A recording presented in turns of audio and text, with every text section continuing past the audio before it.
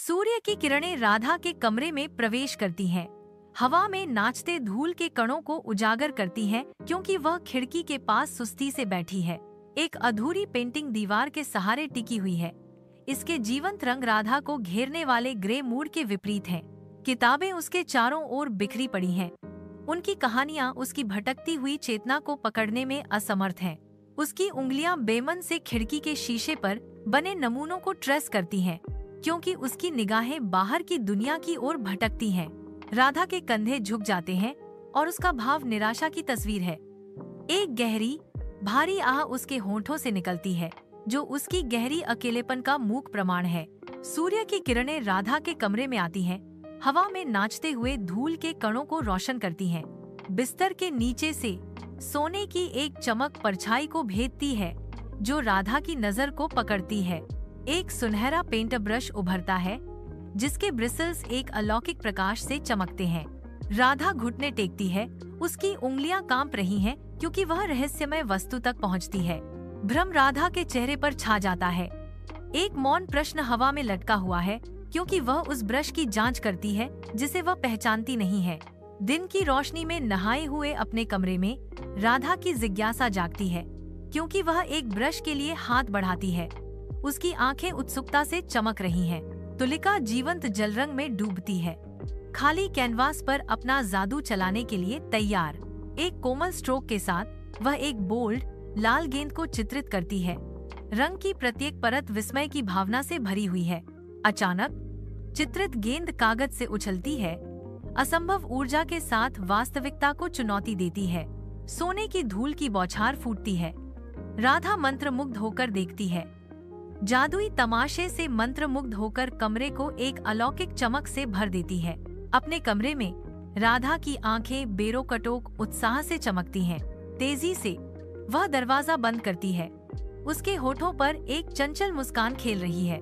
जादुई हवा का झोंका हवा में भर जाता है, क्योंकि वह रंगीन कैंडी की एक श्रृंखला बनाती है। उनकी मिठास लगभग महसूस करने योग्य है। उसी समय एक जीवंत पतंग साकार होती है, जो उसकी कल्पना की हवाओं पर नाचने के लिए तैयार है। राधा के दरवाजे पर एक हल्की दस्तक गूंजती है, जो कमरे की शांति को भंग करती है। राहुल की आवाज हल्की और आशावादी पुकारती है, राधा, क्या तुम खेलना चाहोगी? एक शांत प्रत्याशा का क्षण हवा में लटका हुआ है, जो केवल राधा के कोमल उत्तर से टूटता है। मैं व्यस्त हूँ, राधा जवाब देती है। उसके लहजे में रहस्य का एक संकेत है।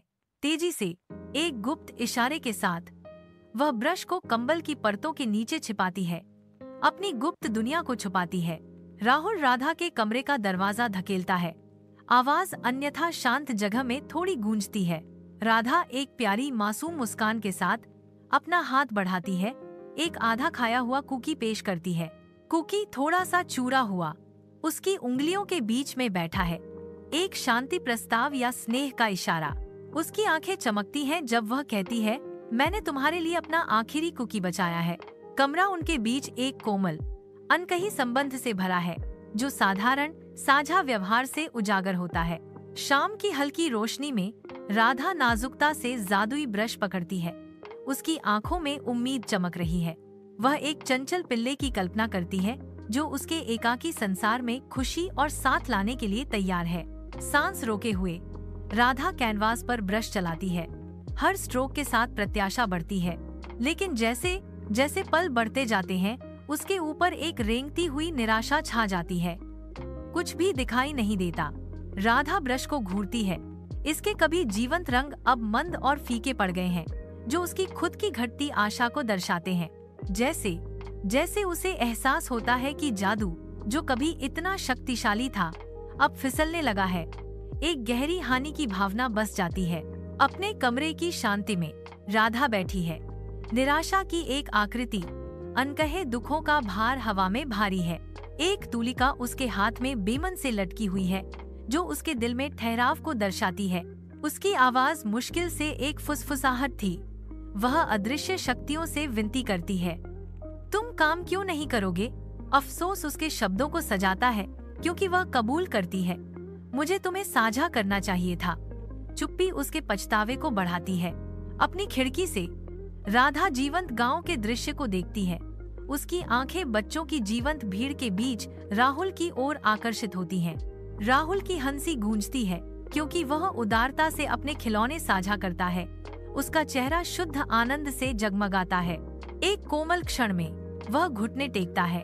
उसके छोटे हाथ सावधानी से एक छोटी लड़की के जूते बांध रहे हैं, जो हलचल भरे गांव में दयालुता का प्रतीक है। राहुल के दयालु कार्यों को देखकर राधा का दिल गर्व से भर जाता है, जो उज्जवल भविष्य का एक मूक वादा है। राहुल के कमरे में धूप की किरणें आती हैं, लंबी छायाएं डालती हैं, आने वाली शरारत से अनजान। राधा चुपके से कमरे में फिसलती है। उसकी आंखों में शरारती चमक, उसकी पीठ के पीछे एक ब्रश छिपा हुआ है।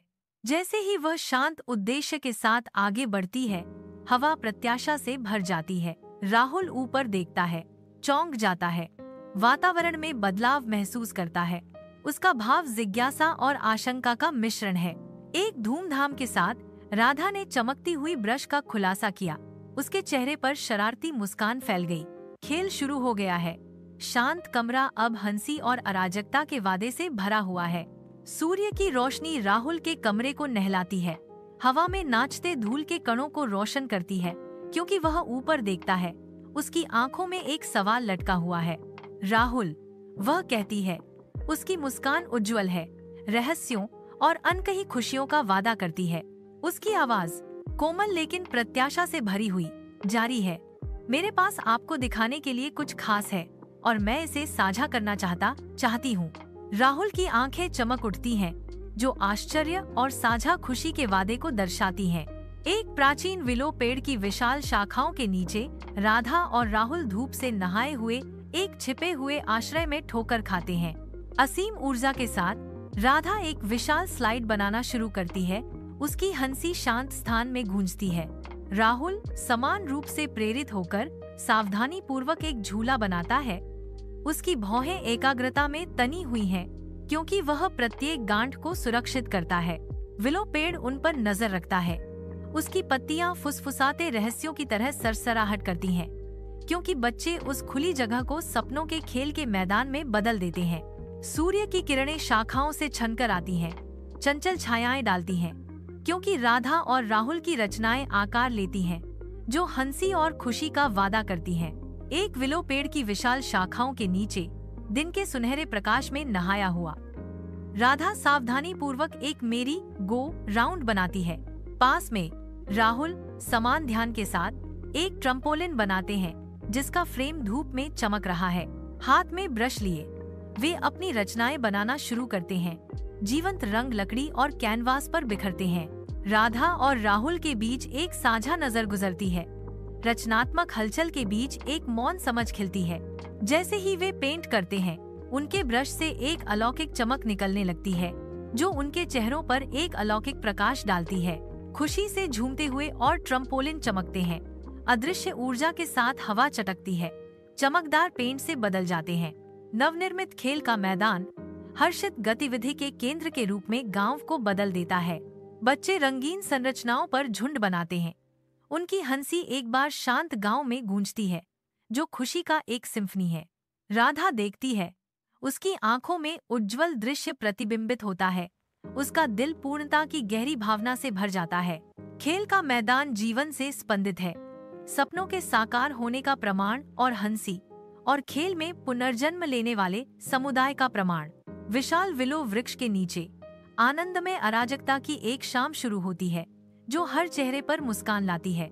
राहुल दृश्य देखता है, उसका दिल खुशी और संतोष से भर जाता है। एक कोमल मुस्कान राहुल के होठों पर आती है, क्योंकि वह एक साथ होने की साधारण सच्चाई पर विचार करता है। देखो, साझा करने से चीजें वास्तव में बेहतर हो जाती हैं, राहुल ने कहा। उसकी आवाज वास्तविक खुशी से भरी हुई थी। राधा की आंखें खुशी से चमक उठती हैं, क्योंकि वह पूरी लगन से सहमत होती है। बहुत बेहतर। रात में राधा के कमरे की हल्की रोशनी में एक डिब्बा तैयार रखा है, जिस पर सादे तौर पर लिखा है, सिर्फ साझा करने के लिए। राधा नाजुक ढंग से एक ब्रश संभालती है। उसकी हरकतें गंभीरता की भावना से भरी हुई हैं। सुनहरे बाल एक आखिरी बार सुनहरी रोशनी पकड़ते हैं। इससे पहले कि उनका उद्देश्य बदल जाए। प्रतिभा का एक क्षणिक क्षण। कोमल हाथों से राधा ब्रश को डिब्बे में रखती है, अपने जीवन का एक अध्याय बंद कर देती है। कमरा अपनी सांस रोकता है क्योंकि ब्रश अपना नया घर ढूंढता है। साझा भाग्य इंतजार कर रहा है।